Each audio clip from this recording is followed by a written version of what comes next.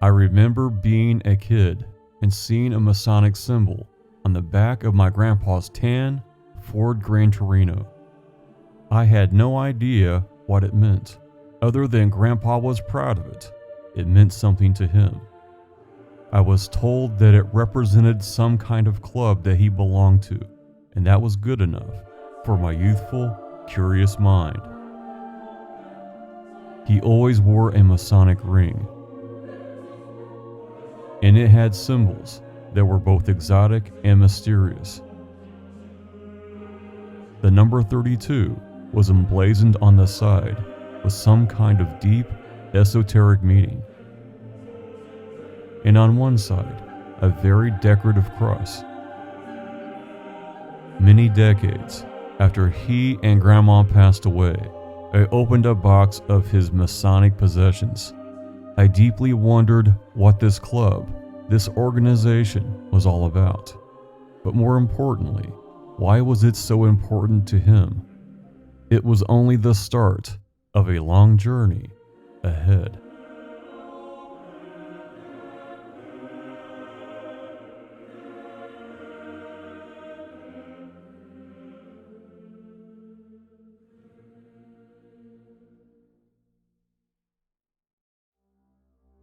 From a glance at an old pamphlet, I learned that he belonged to Bedford Lodge Number 14 in Bedford, Indiana. It was founded in 1852, and it was where he spent countless evenings, among other members. Grandma had many suspicions of what went on in these so-called secret meetings, but had no real answers. Whatever it was never spoken of as long as he lived. But what was certain, that after Grandpa died, his fellow Masons, his Masonic brothers, made sure Grandma was well taken care of.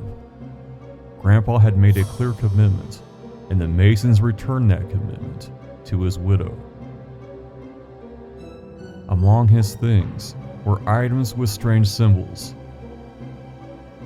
A piece of paper certified that he was part of something that seemed quite esteemed and perhaps ancient and secret.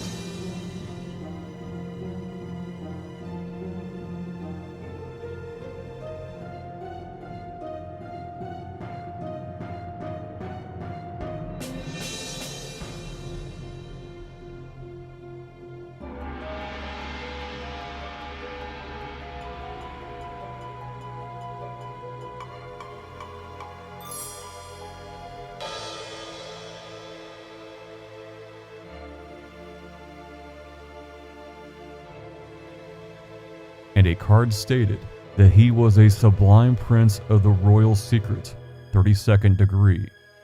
He was not just a Mason, but a Scottish Rite Mason. That's why the 32 was on the ring that he wore every day. Curiously, he had a pamphlet with an address in Indianapolis on Meridian Street. It was 72 miles away, an hour-and-a-half journey from where he and Grandma lived. And some kind of yearbook from 1945. I faintly recalled hearing that Grandpa attended meetings at the Scottish Rite Cathedral on Meridian Street, but I really didn't know much about it. But perhaps the most intriguing was seeing a picture of Grandpa wearing a tuxedo. In all the years I knew him, he wore bib overalls and a flannel shirt, or slacks and a dress shirt when he visited our house. Not once did he wear a suit of any kind. That just wasn't him. This same book had amazing pictures of what looked like a castle, the interior of the Scottish Rite Cathedral.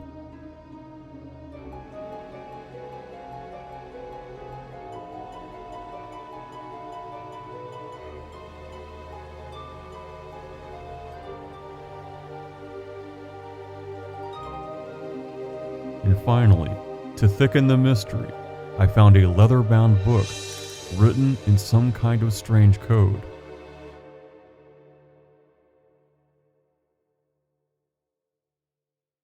thought I knew my grandpa pretty well, but I started to question what I knew at all. He knew secrets that were never told and attended meetings at a place that resembled a castle. I had no idea where the path would lead me. The Scottish Rite Cathedral, located just north of Monument Circle, is one of the most beautiful buildings in the city. Some would argue one of the most beautiful in the entire world. Designed to look like a Gothic Tudor cathedral, the architecture is absolutely breathtaking and ancient looking.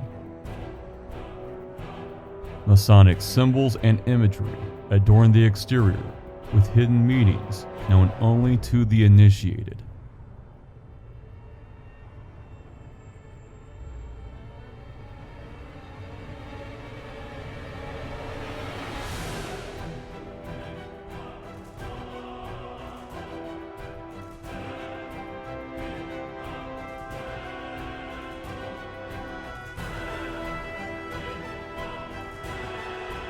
A 212-foot tall bell tower ascends to the heavens with 54 bells. The smallest is just 19 pounds. The largest is 11,200 pounds. In total, the bells weigh an astounding 56,372 pounds, one of the largest carillons in the United States. Completed in 1929, the cathedral is 330 feet long by 120 feet wide and rests on 1.8 acres.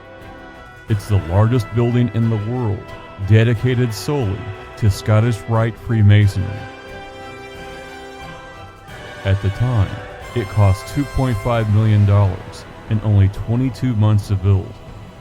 Today, it's considered priceless and a masterpiece of architecture, inside and out. But despite the secretive and symbolic exterior, visitors are invited to take tours throughout the week. And that's exactly what I did. Starting at the west side of the building, I would walk the same places as my grandpa, and perhaps better understand a part of him that I never knew. The lobby reminds you of a stately mansion with lush woodwork and appointments.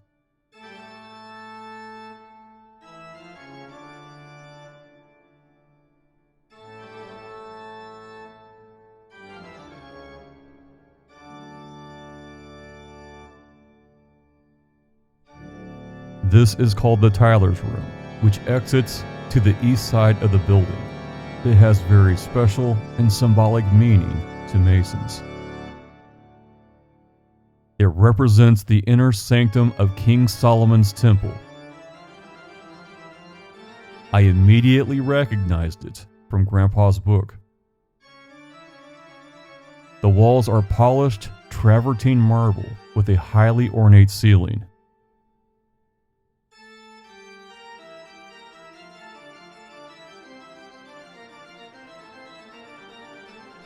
Masonic symbolism is all around you.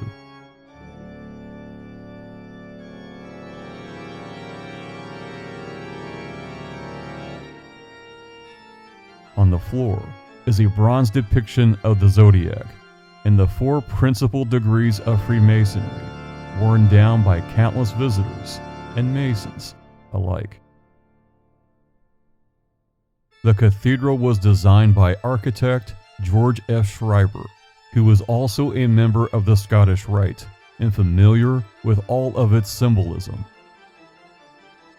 In fact, he designed the entire cathedral with dimensions of the number 33, the number of years that Jesus lived on earth. The Tyler's Room is a perfect cube, 33 feet long, 33 feet wide, and 33 feet high. All other rooms in the cathedral are multiples or fractions of the number 33. A grand library provides a place for Masonic study.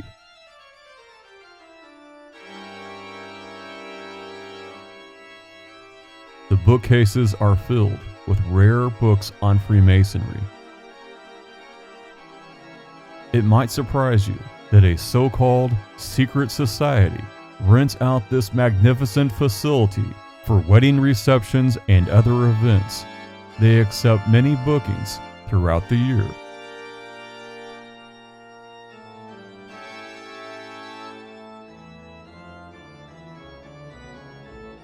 The grand ballroom, paneled in white oak, has floating tiles. This makes dancing easy on the legs and back.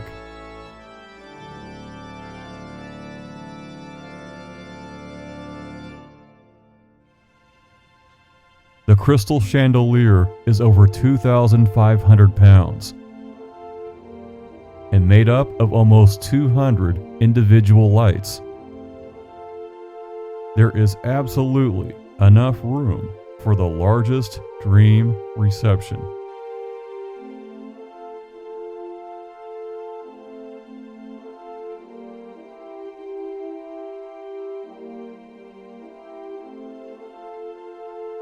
But make no mistake, this is a place of symbols and deep meanings.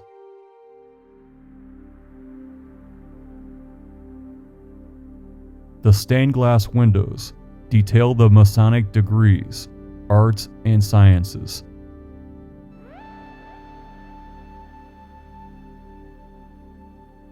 With many places for quiet reflection.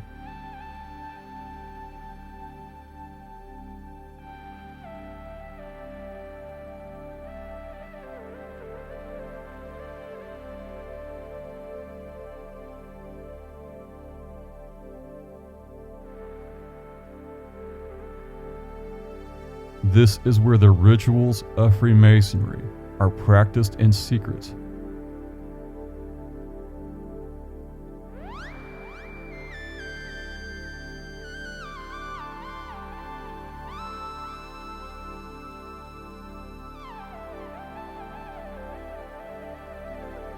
And yet, visitors come here every week. A dressing room provides costumes, suits for class pictures, and a place of preparation.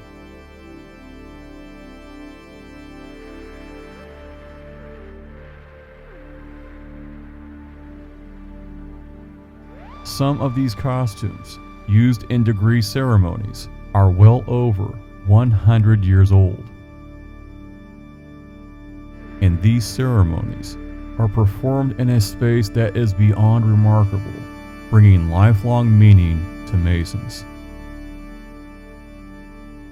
The auditorium is nothing short of awe-inspiring, like something out of a fantasy novel. There are 1,100 seats.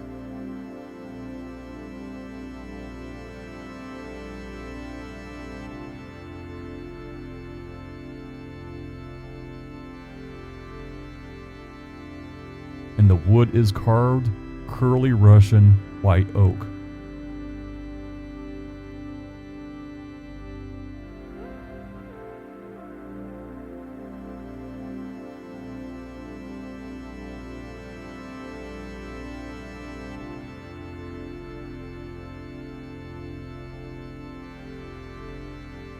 High above hangs the sword of Damocles. It symbolizes the need for vigilance, as danger is ever present in the circles of power and knowledge.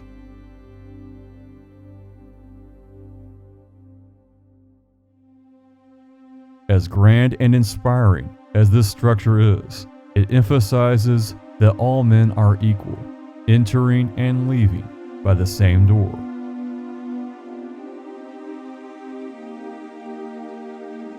With virtues guiding a lifetime. Leaders come from all places, high and low, that anyone can rise above where they started.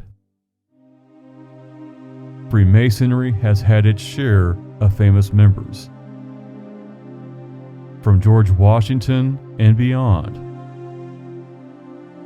All Masons learn the same symbolism and lessons behind the degrees, and have for hundreds of years.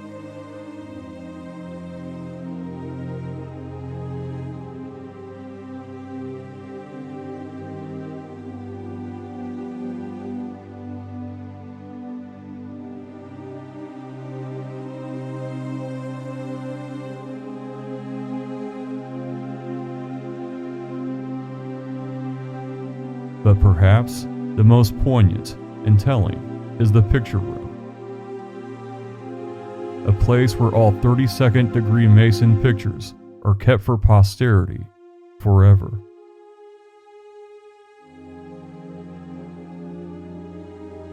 And in the 1945 class, my grandpa.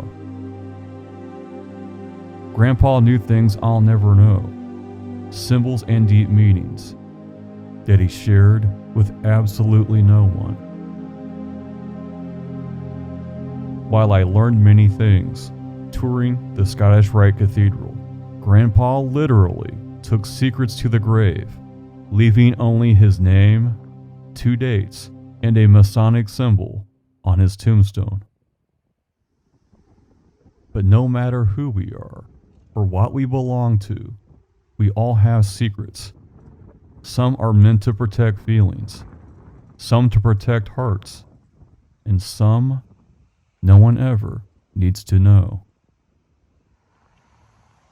And as the sunset lowers on our lives, wisdom tells us that some secrets are best left unsaid.